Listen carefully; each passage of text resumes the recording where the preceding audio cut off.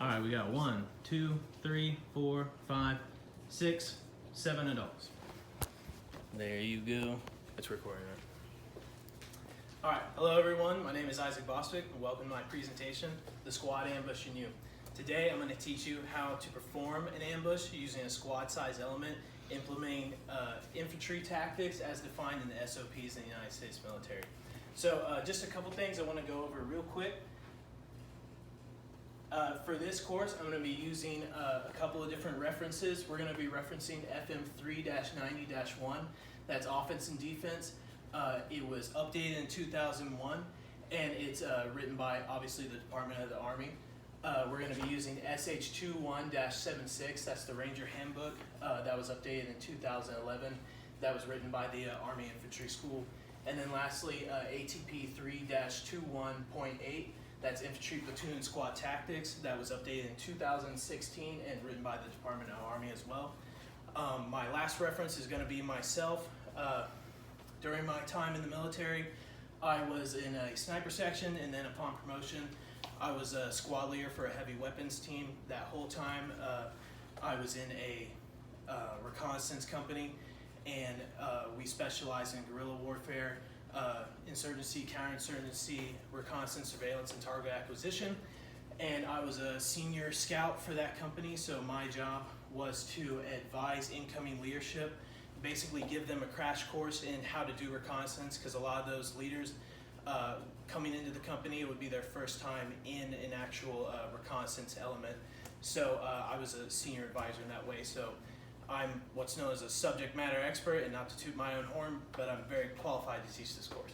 So with that being said, I just want to go over a couple of prerequisite things before we go into the actual meat and potatoes of how to do an ambush.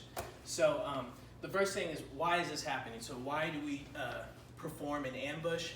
Usually it's going to be because we have determined that we have a numerical advantage. The Army likes to operate in a 3-to-1 ratio. So if there's 3 of us, we like to be fighting 1 person. So we've deemed that through intel, there's going to be advantageous circumstances that we want to take advantage of. Sometimes it will be out of desperation as more of a defensive posture, where it's like we have to engage with this enemy regardless, so we're going to try to seize the element of surprise.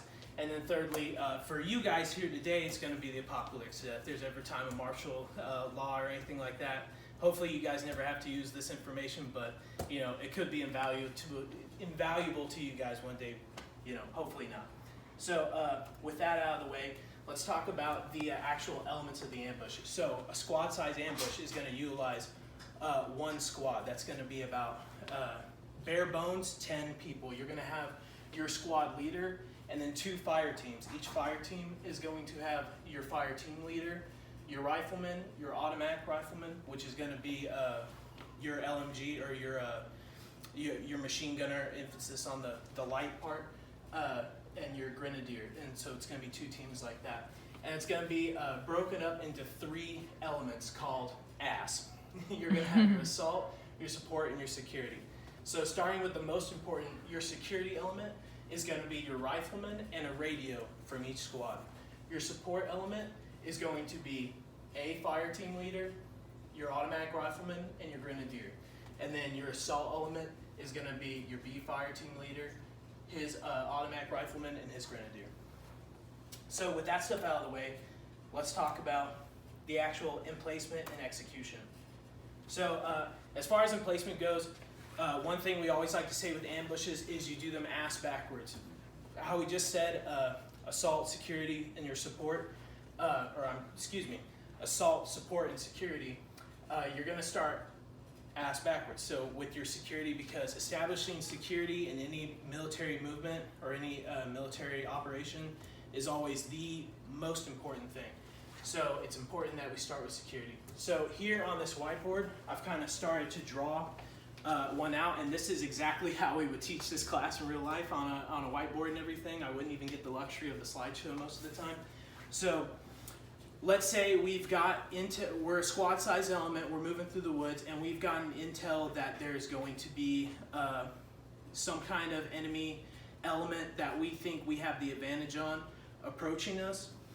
we're going to, let's say we're in some woods here, we're going to establish what's called an ORP. That's going to be our objective rally point. That's going to be 250 to 300 meters away from our actual ambush site, the actual objective. So what we're going to do in that time is we're going to set up a security posture here, and our squad leader is going to take our security element, because remember that's the most important part of this is establishing security.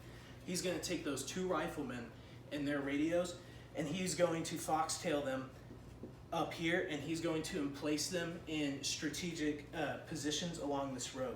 Now when I say foxtail, I mean that he's going to quite literally do a big long crescent moon route to get where he's going. And the reason we don't go straight at the objective like that is because it just is going to make it that much easier if someone's tracking us, if someone's performing counter reconnaissance, it's going to make it that much easier for them to track us, because it's a straight line. Straight lines aren't natural in nature, and so that it's going to be a dead giveaway that there's actual people there, and he could just take that trail back to our ORP. You know, it's just one of those security measures.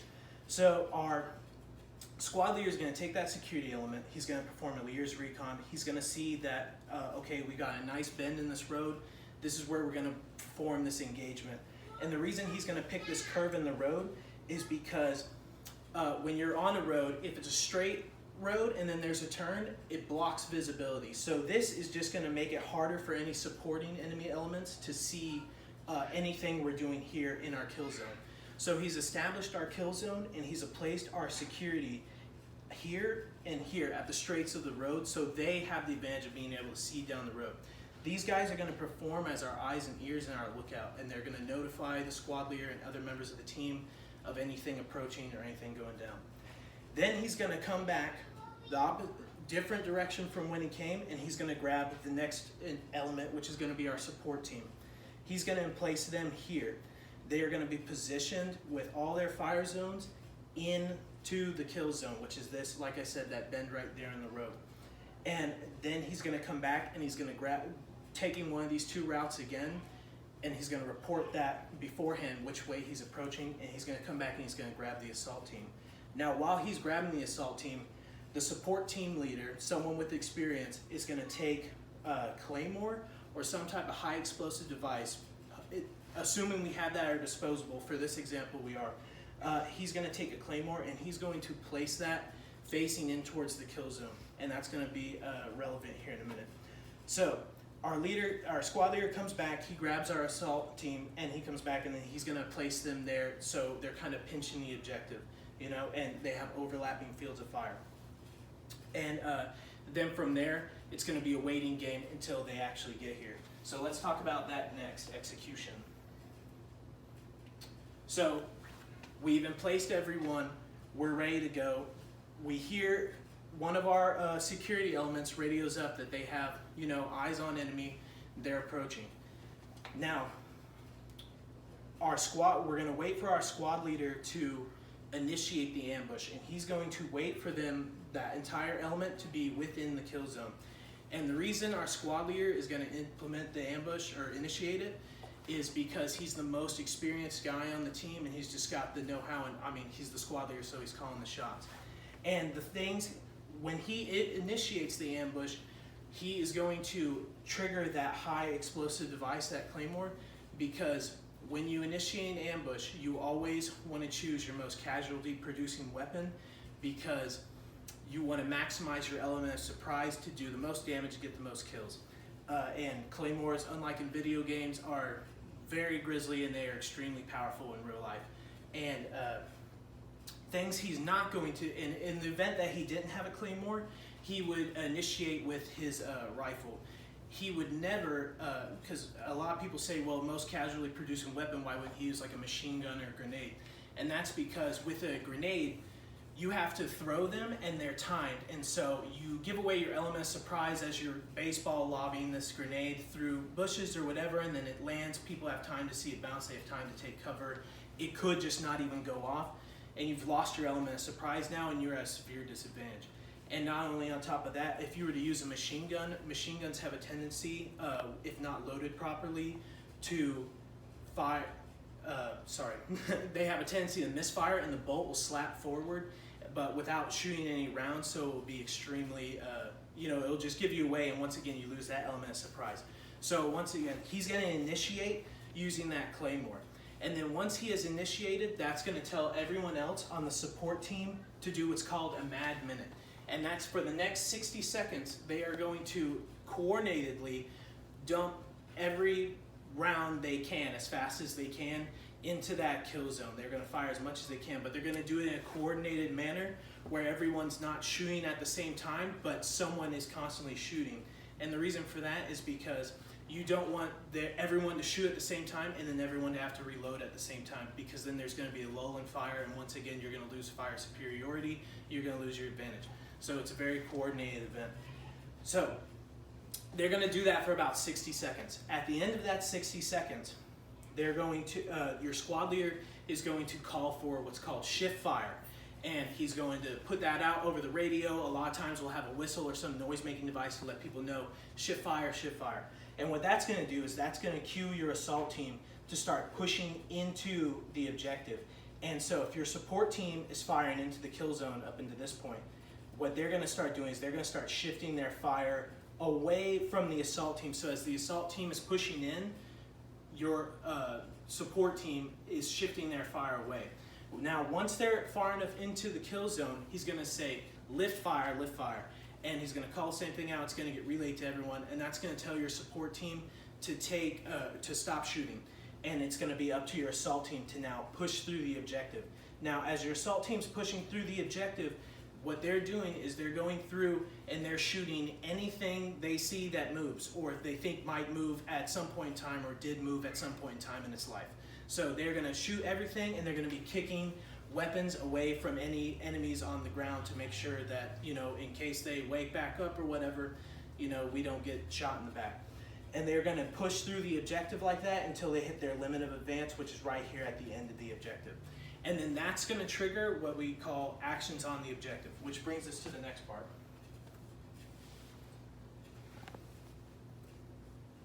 All right, actions on the objective. So now that we emplaced all our elements, we executed our ambush, we assaulted through, now we're performing actions on the objective. So now that assault team is immediately going to come back into this objective, and they are going to start searching the bodies and collecting information. Your team leader is going to head to the center point of that kill zone, and he's going to pull out a pen and a piece of paper. And then his two team members are going to start searching the bodies.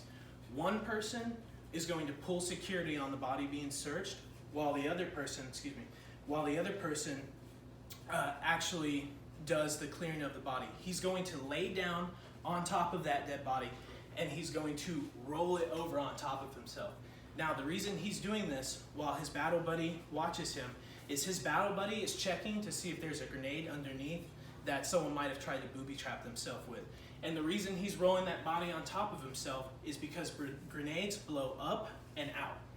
So if that grenade blows up and out and you've got this dead body on top of you, you can do two things. One, you can throw it back on top of that grenade and roll away. And that should shield you. You'll probably blow both your eardrums and you'll have a really big headache, but you should live.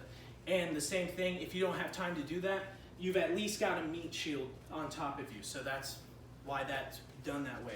But assuming that's cleared, there's no grenades there, he's going to then, while his battle buddy is still pulling security and watching for him, he's going to start searching that body. He's going to open up all the pockets, wallets, everything. He's going to grab everything he can find, and he's going to throw it into the middle of a pile near where the squad leader is. And as he's throwing stuff into that pile, he's going to call it out. He's going to say, AK-47, 2 magazines, wallet, map, everything. And your team leader is just sitting there, and they're going to be writing it down, inventorying. And the reason for that is because they are going to be reporting that information later to higher ups. Now, once that's done, he's going to meet up, or your squad leader is then going to come forward, and he's going to meet up with the team leader. He's going to go over everything he just found. Squad leader is going to take out anything he's discerned something they want to keep, like anything, vital intelligence, maps, lists of names, IDs, or anything like that. They're then going to plant some kind of destructive explosives onto that pile of stuff that they just piled in the middle, either like incendiary grenades or something like that, to destroy everything. And then they're immediately going to start trying to extract off that objective. And now something important to know here is from the time we initiate the ambush till the time we are completely out of the AO, like gone and they never heard of us, is 7 minutes. It's 7 minutes because that is the average amount of time it takes for an enemy to send reinforcements to a position once they know that you have engaged someone on one of their forces. So, you know, for more organized militaries, they're going to have QRF like ours that are ready to go, and we can be there in like 4 to 5 minutes. And so we estimate for someone about our level. And so it's very important that we're in and out extremely quickly. So once this is done, we're out of there, and we're going to start extraction. So with extraction, it's the exact opposite of how we set up. Instead of it being ass backwards, now it's ass forwards. And once again, it's because we want our security to be the last thing to leave that objective. It's vitally important that we have someone watching us or watching for us the entire time. So first things first, that assault element, they're already right there. Them and the squad leader are going to go up here, and they're going to set up a whole new ORP, and I'm sure I butchered that. But they're going to set up a whole new ORP right there. The assault team is going to start establishing comms, and then the squad leader, at this point, now that we've already, you know, we're not trying to be super sneaky anymore, he's just going to go straight back. He's going to grab that support team, and he's going to do the same thing and bring them up here, and they're just going to continue to pull security while the assault team continues to get up comms and reestablish communication. Now, the last thing he's going to do is he's going to come and he's going to grab his 2 security teams and bring them up as well. But before they leave, they're going to trigger those explosives that are going to destroy all that equipment that we just piled up. And the reason we're destroying all that equipment is because we're doing 2 things. One, we're denying the enemy those resources, and we are also getting rid of evidence of stuff we've touched, like fingerprints and stuff like that, because that's definitely not something you want to leave with a bunch of people who want to kill you. So once we have all that, we'll establish communications, we'll communicate with higher ups and get steps from there, and then we'll bounce. And I mean, that's basically how you perform an ambush. So just in review, after any type of military movement or exercise, we kind of like go over what we did wrong, what we could do better, everything like that. So just to review, the most important things about an ambush, when you do any type of military movement or exercise, nothing goes to plan. It's very chaotic, and it never turns out the way you want to. But we have these SOPs because there are some important steps that if you do these right, your chances of success skyrocket. So the most important things out of everything I just talked about are the security being first and last. Nothing is more important than security. Always establish security. And always have it there the first thing, and that's always the last thing before you leave. And then choosing a proper initiation method to seize that element of surprise and do as much casualty producing damage as possible, and then spending less than the average amount of time on that objective to get off quickly. It needs to be fast. But with that, I just want to thank you guys for your participation and taking time out of your day to listen to this. I really appreciate it. I'm so close to being done with my degree, so this has been a huge help to me. Thank you. Any questions before we stop recording? Yeah. What's a QRF? Quick reaction force. So, like on a deployment, that's going to be anyone that was. We'll have like a team that's like sitting there, like battle ready, like all their gear on, ready to go, like firefighters would or something.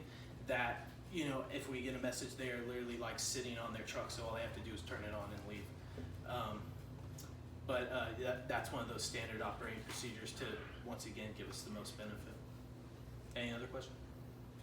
No. All right, nice. Start recording.